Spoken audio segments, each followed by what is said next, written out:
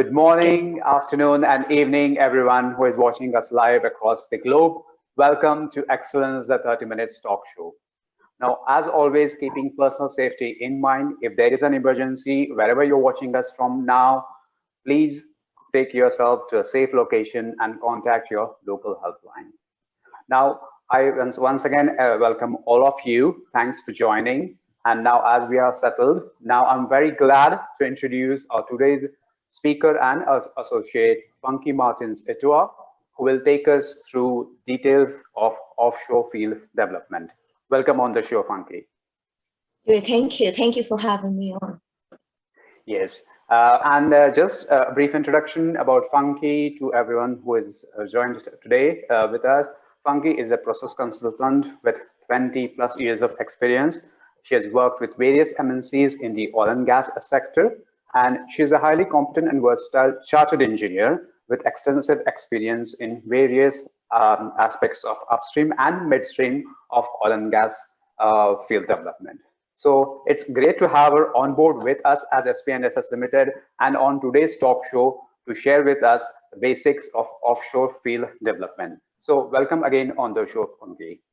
Thank you. So saying that, like as most of us or all of us know, that the success of any assignment or projects are are dependent or lies in the initial development phase of the assets. Now, this is the phase wherein we identify the various key factors, maybe the inputs, we review the multiple solutions, we assess the practical challenges based on our past experiences, and that's where we lay down the foundation to devise a successful development strategy with available facts and figures. So Funky, tell us that what are these basic factors which need to be considered in an oil and gas offshore field development?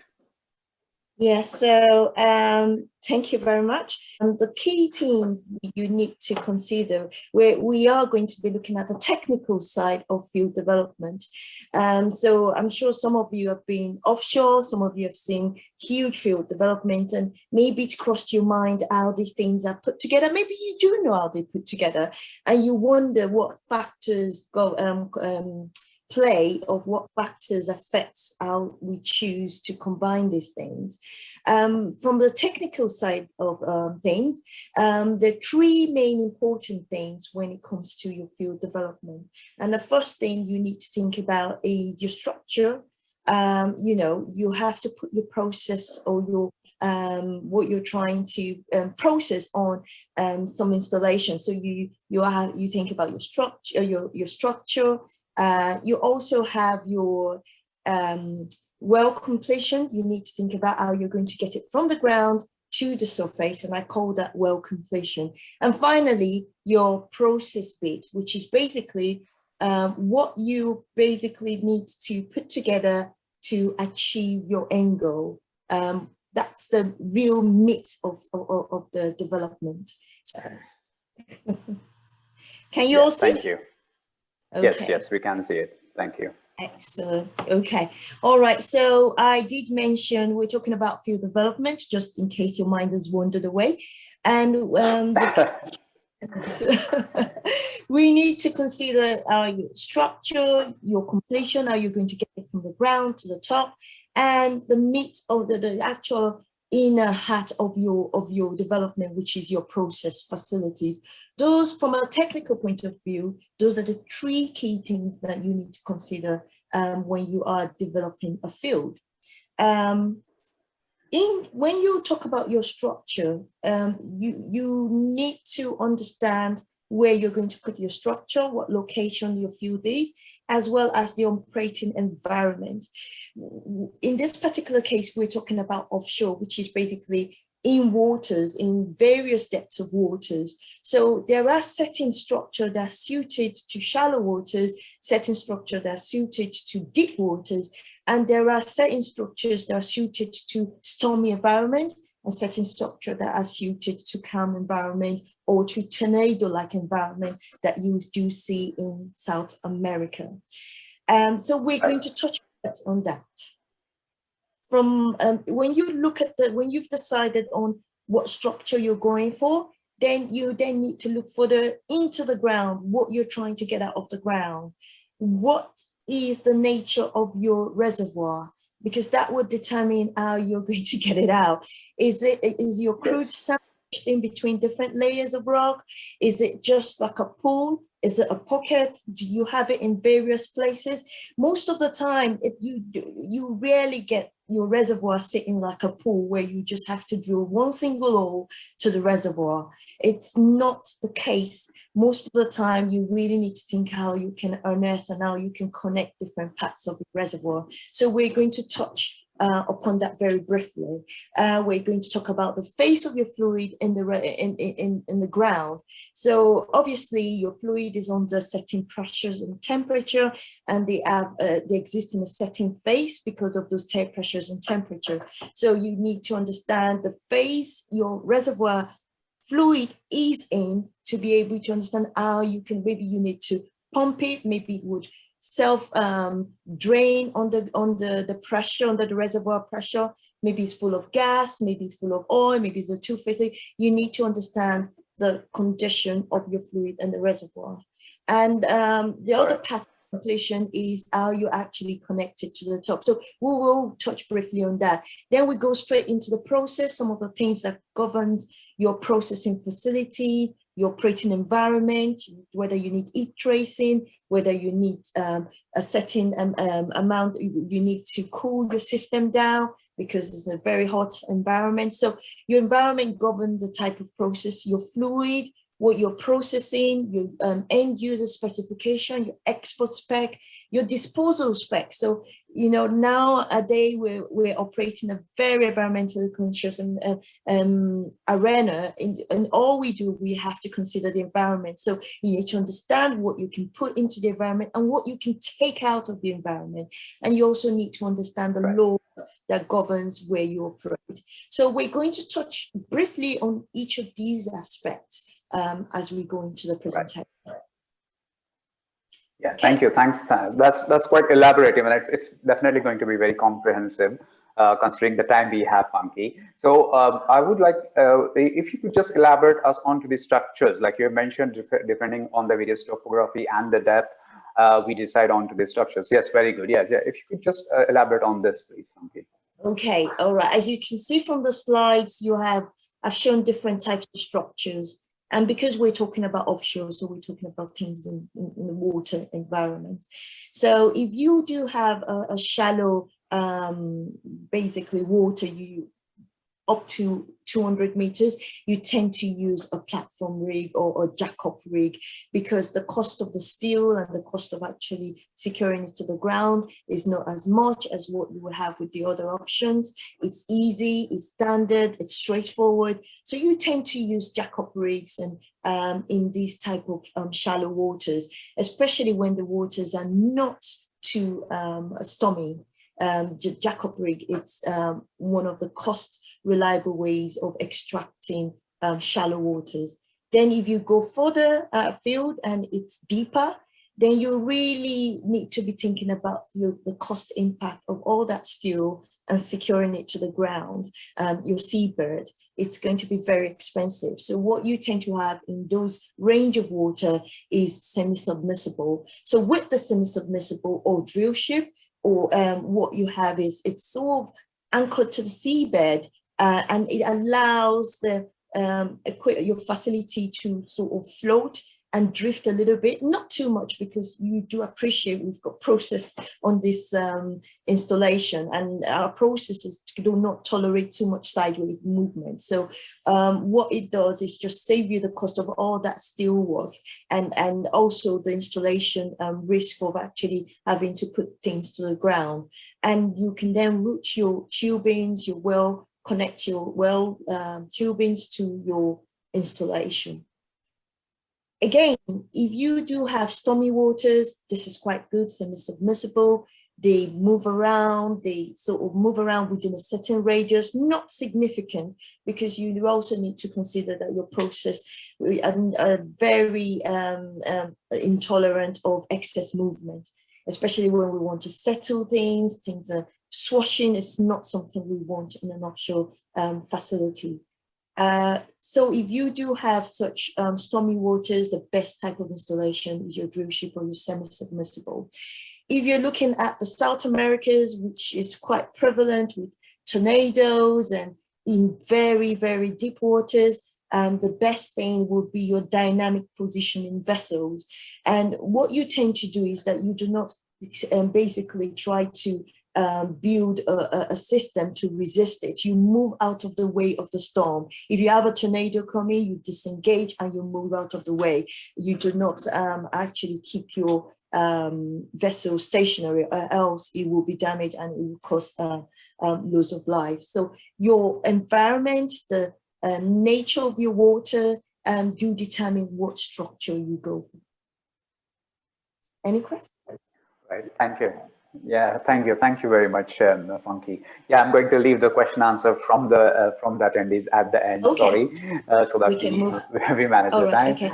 So attendees, if you have your questions, just keep them ready as we go on in All further right, okay. presentation So and the talk. So as you have mentioned, you have definitely mentioned the structures now, and in the initial slides when we talked about the three main factors, one was structures and the second is completion. So considering the completion, so it's not only the reservoir, what we are saying here, but I think there are various other aspects and properties of the reservoirs which we all need to look into. So can you please take us through those properties okay. and characteristics which are very, very important to be looked into? All right. So as you can see from the slides, you have different types of reservoir structures, different formations, and these vary around the world. The easier one is the anticline step, where you have your fluid, your gas, your oil, your water, just sitting in between the impermeable rock, and you just drill a straight hole and you harness and you recover your reservoir easily. From there, you do have other types where you have your reservoir fluid trapped in between faults, in between formation. And with that, you really need to think about how you're going to harness it, whether you're going to drill horizontally and do various wells horizontally, or whether you're going to have a vertical drilling, which is quite popular. So, I mean, it's used a lot to actually efficiently extract crude or fluid from a reservoir. So these things are things you need to consider when you're actually developing the field. And obviously, because these information are on the ground, what we tend to do is you have an experimental well, and that gives you information about the structure, it gives you some information about the reservoir fluid, and some information about the type of reservoir. I mean, you don't get all of that information, especially the type of reservoir, through just one experimental well. You might have to drill a few, one or two or three, to be able to get better information, to be better able to identify the type of reservoir that you have. Once you then understand how you want to complete it and where your reservoir is, then you then need to understand how you're going to get the fluid from the bottom to the top.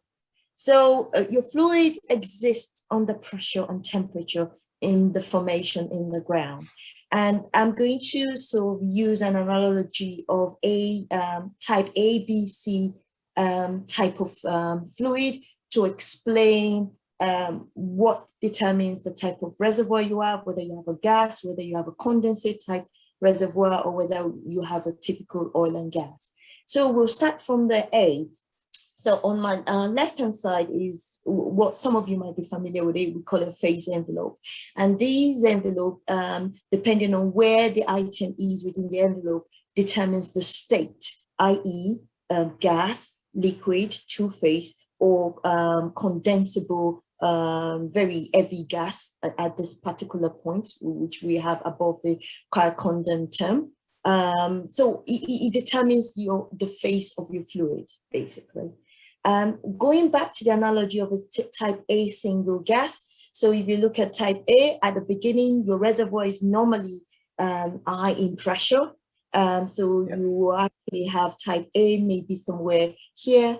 It's mostly gas, although you can see that you have liquids line running across within the envelope in this point, but any liquid, any phase whose liquid content is less than 10%, we call it a gas phase. And once the liquid content goes above 10%, then it goes into the two-phase region up to your liquid phase. For in this particular case, because initially your A is within the, it's less than 10% by volume in terms of liquid, it's a gas, a primarily gas phase fluid.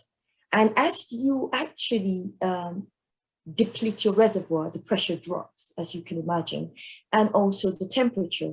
So this shows you the way the path of production, the way your fluid or your reservoir phase might change during the life of the production of the reservoir. So you can see that for type A, you come to this point, it still remains mostly as gas, but you do have some liquid as a result of the change in pressures and temperature.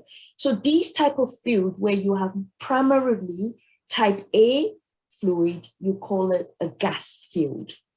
If you then have a type B fluid, which is basically more liquid, nearer the 10%, but a lot more gas. So your gas is your predominant phase, but you do have significant amount of liquid. You call that a gas or condensate reservoir. Then you have your type C, which is basically mainly liquid phase, and you have some gas that's dissolved, that's actually trapped inside. When it gets to the surface, the gas is released from the liquid, but you do have some dissolved gas, but the majority is mostly liquid. So these type of reservoirs with a C or a D type, they are called the traditional oil and gas reservoirs.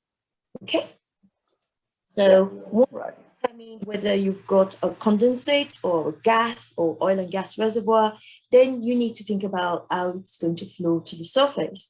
So one of the things, the most popular primary method of extraction is just basically using the reservoir pressure. Your gas is a driving force, pulls the liquid, pulls the fluid to the surface. If you don't have a very long enough drill well bore. So sometimes you might have enough pressure, but because it's very, very deep, you might need to help the fluid along. And this is where what you call gas lift. So gas lift, where you have very viscous oil or heavy oil, is used to just make the head, the column, where the liquid sits. So you have your tube, your tubing that connects to your reservoir. In order to make it very light and easier for you to extract from the ground, you can inject gas, which then affects the density of your liquid head. You also have as your reservoir depletes, you can have your water injection or gas injection type recovery. And this is also governed by the characteristic of your reservoir. I wouldn't go much into it, but already the formation or your reservoir formation will give you an idea of how you're going to go into your secondary recovery mode once your reservoir is depleting. Then we also have other more advanced methods like polymer injection, steam, and CO2 flooding. So at this point, we've sorted out our structure. We have an idea what structure we're going for. We know what type of fluid we're going to get and how we're going to get it to the surface. And now we go into the heart of the facility of the development, which is the process. So one of the first things you think about when you're putting your process together is the operating environment. So this data was correct before global warming became endemic. So you might see some of the temperatures have increased much slightly than you see, but it's a ballpark figure. So if you're in Europe, you know that you're dealing with very cold temperatures, most of the time single digits offshore, and the ambient temperatures are cold as well, as cold as 0 degrees, thanks to global warming, maybe not as cold anymore. And the water depth varies, so it's not too deep. It's deep, but not too deep. In Africa and the Middle East, if you have any field offshore, they might not be that deep, and they are quite warm waters. And then you go from there into the Euro-Asias, where you get extreme cold temperatures of -1, where your winterization, your heat conservation is very, very important. So you know that when you're having an installation or a process in those locations, you need to be thinking of how you're going to conserve heat. Okay, so it's very important. And again, this feeds into how your liquid or your reservoir fluid would appear, because as your reservoir fluid comes up to the top, it loses temperature, it's losing your pressure due to hydraulic losses as it comes. And when it's faced with very cold temperature, it affects the rheology, the flow of your liquid or your fluid into your vessel, and from your vessel to the other vessels as well. So it's very important that the operating environment is taken into account when you are actually picking your process. Another thing we do think about is, by the time we get our liquid to the top, our reservoir fluid to the top, it's not on the reservoir condition anymore. It's under a different set of condition, and you need to be able to understand what condition you need to get it at. So it's the same phase envelope, similar to the one I had earlier on in the previous slide, but it gives you an idea. If your separator condition is here, then your reservoir condition is there. You need to understand the pressures and the temperature you need to operate at to ensure that you can get from the reservoir condition back to your separator operating condition, which is always, most of the time, at a lower pressure and at a lower temperature. Your phase envelope is your best friend when you are trying to determine how to undo your fluid, because it tells you what phase they exist and how you can actually transform it into the phase you want to get it to your end users.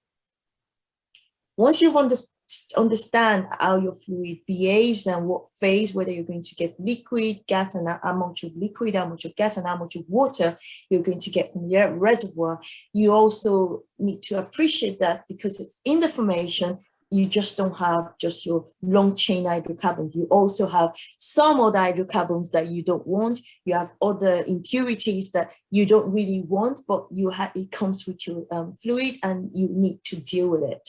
And some of the popular impurities that we have within the reservoir, we have things like wax, of course, where the heavy ends begin to cool down, and they then begin to form a thick layer. And what this impacts is it begins to affect the available flow area. So it could cause blockage. So you have other things like your hydrates. So hydrates are normally synonymous with gas and condensate fuels, where you are going from a high pressure to a low pressure. You do have hydrates could form in the presence of water. And these things form very strong molecular structure that can affect your processing equipment and block it. You also have H2S, which is toxic and needs to be taken out and handled separately. And sand, it causes a lot of erosion and reduces the operating life of the equipment. So these are things you need to be aware of and be ready to deal with when picking processing facilities for your installation. Moving on from there, once you understand the nature of the liquid, how you want to transform it, and what it entails, what you need to take out, the impurities, then at the end of the day, the whole reason why you're taking it from the ground is to actually deliver it somewhere. So you need to understand your specification. So some of your export specification, your oil, it has to be stabilized, less gas. You have your gas needs to be sweet, less CO2, which could cause acidic condition and then lead to deterioration of the pipeline. You need to also understand the maximum amount of oil you can dispose of. Even if you're re-injecting your produced water, it still needs to meet a certain minimum oil content, or else you end up blocking your reservoir. So these are the elements that you think that affects what type of processing equipment, your separators, your glycocontactor, your treatment unit, your compressors, your type of compressors. These things feed into the selection of equipment for your process. Other elements, things we have to think about is the environmental constraint. I mean, environment is very important. and it's important we keep our environment safe, not only for now, but for the future generation. So the type of what you're releasing to the environment, even if you're flaring, there's a limit to that. Also, in terms of what you can discharge, even when you've taken seawater and use it for cooling, you can't just put very hot seawater back into the sea, because that impacts the ecological environment where you are. So what happens is you have to keep it within a certain temperature range from where you took it from. So it maybe has to be within 5 degrees, worst case scenario 10, but most of the time it's always 2 to 5 degrees. So these then affect what process you need to put in place to ensure that you do not go against your environmental constraint. Another thing we need to think about is the law. Obviously, there are laws where we operate, where we have this installation. It might be offshore, but it's still within jurisdiction. And you also need to think about what you can bring into the country and what you can take out, because certain locations are very, very specific in terms of what can be used on site, what can be taken out of site, and in terms of entry and exit, in terms of starting up. Some of the things you need to think about is how the law affects what you can let in and what you can take out, and how you operate. Some of the law require you to take measurements at certain times more frequently than others. So these things affect how you decide what process to go for. And so when you put all these things together, it then tells you whether you're going to have a treatment unit, what type of compressor you're going to have. Then obviously you have to meter to understand how much gas, if you're going to export it or if you're going to reinject it, or even if you're going to flare it, there is an environmental constraint. So you also need to measure how much you're putting into the environment. Then the other aspect, because there are 3 main things that come: your oil, your gas, and your water. So you need to stabilize your oil, treat it, remove the impurities that we talked about earlier on, and they could lead you to have a desalter. So in some facility, you have a desalter. Some other facilities, you don't. It's just the salt content, is your export. It's your impurity that governs whether these equipment exist or not in your facility. Then you meter the oil and you need to store it and wait for your platform an oil tanker to come and take it, or you pump it onshore via a pipeline. And then you also have your produced water treatment. There is a spec in terms of how much oil you can have in your produced water before you dispose of it. So all these things govern how your process really look like. Then once you've fleshed out your main process, the last bit is your process utilities and your utilities. So the difference between your process utilities contain some element of hydrocarbon, and they're directly linked with your hydrocarbon facility. Whereas your benign utilities, some of them are not directly in touch, but they are used to, they're not as hazardous as your process utilities. So once you've determined what process you're going to put in place, you then put around a support system to ensure your process is working at the pressures, temperatures, and condition you want it to work at. And these then affect whether you're going to have a wastage recovery unit, whether you're going to have a heating medium, a cooling medium, a seawater system, a firewater system. It's a bottom-up approach. It's determined by your process and whether your process meets it. So this is sort of the thinking, the mindset that goes into an offshore field development. I hope that has been, at least you've been able to get 1 or 2 understanding on how we go about putting this development together. 100%, Funky. Thank you very much, Funky. That was actually a very comprehensive explanation of all the vital aspects of offshore field development. And it was packed with all the information. That's why I had to shush off, so I did not disturb you at all by saying and yes and acknowledging anything. But obviously the attendees, whoever they are today, they must have definitely gained quite a lot of insight in offshore field development. And if you could just stop presenting the screen, I have a few questions already in my inbox, which I'm going to shoot out to you. I know Okay. considering the time, we do have a bit of less time, but then still, we'll definitely try to attempt and answer most of these questions. So, what risk management methods do you consider when developing offshore installations? Dr. Sean is asking.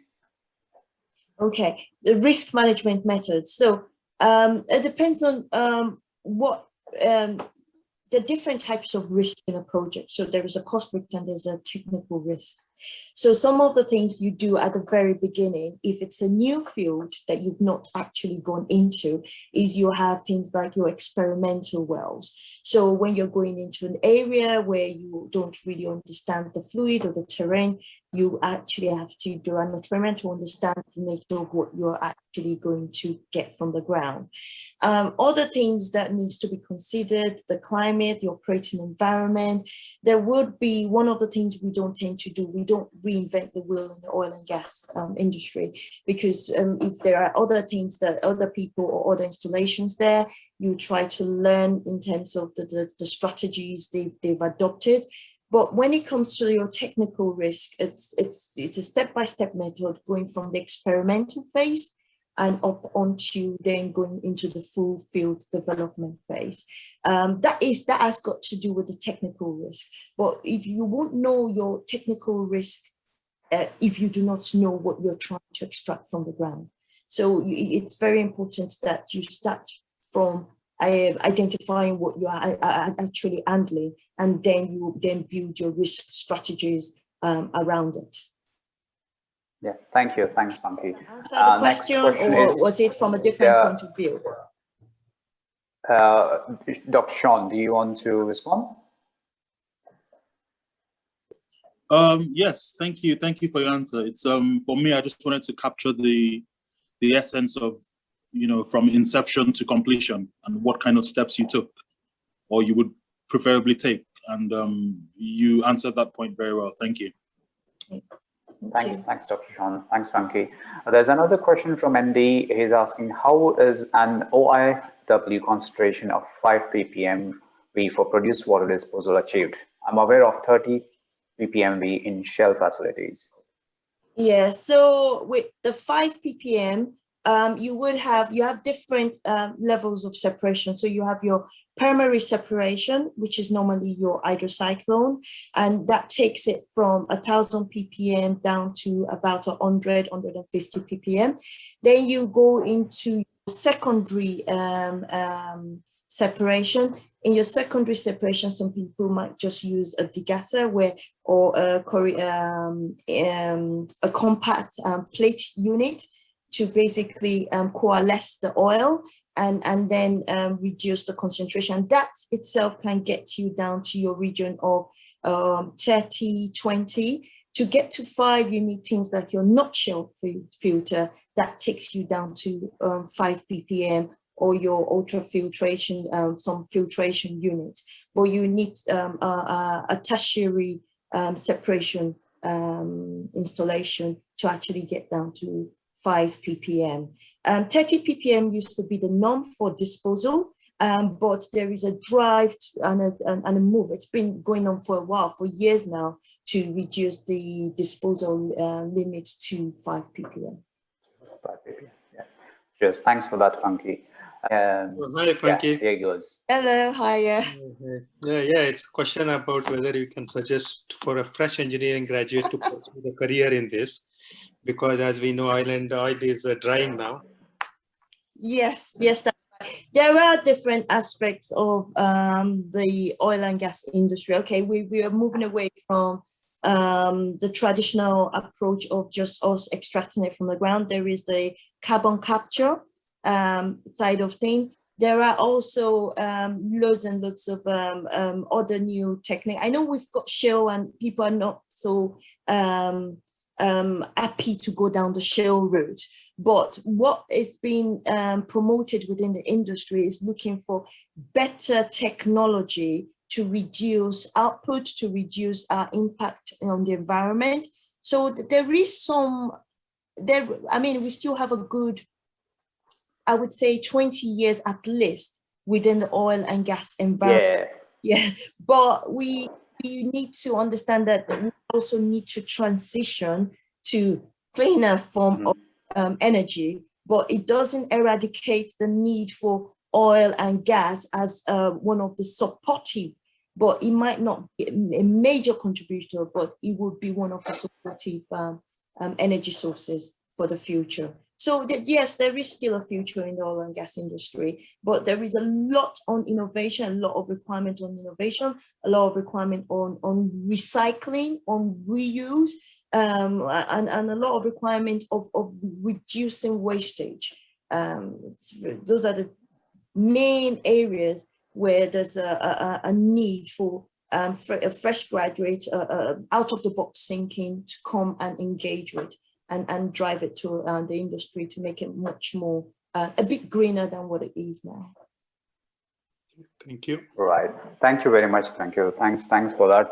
Yes, I think, and the digitization also is going to be a major factor and impact coming into the oil and gas, and going to be a contributor as well. So thank you very much. I'm sorry that we have run out of a bit of time, but it was so interesting, and all the questions I had to ask them. And if you have any more questions, attendees, please pass them on to us. You can contact us on excellence@spnSSlimited.co.uk. And just before I close, I want to let you all know, and people who are going to watch this video later on, is that SPNSS Limited is open for process design and consulting assignments. If you have any inquiries or any proposals, we'll do all types of studies, designs, and operating procedures and reports. All of that can be done at our end. So if you have any inquiries, please contact us on excellence@spnSSlimited.co.uk. And thank you everyone for attending our talk show today. And thanks a lot, Funky, for being on the talk show and being with us. Thank you for having me. Thank you.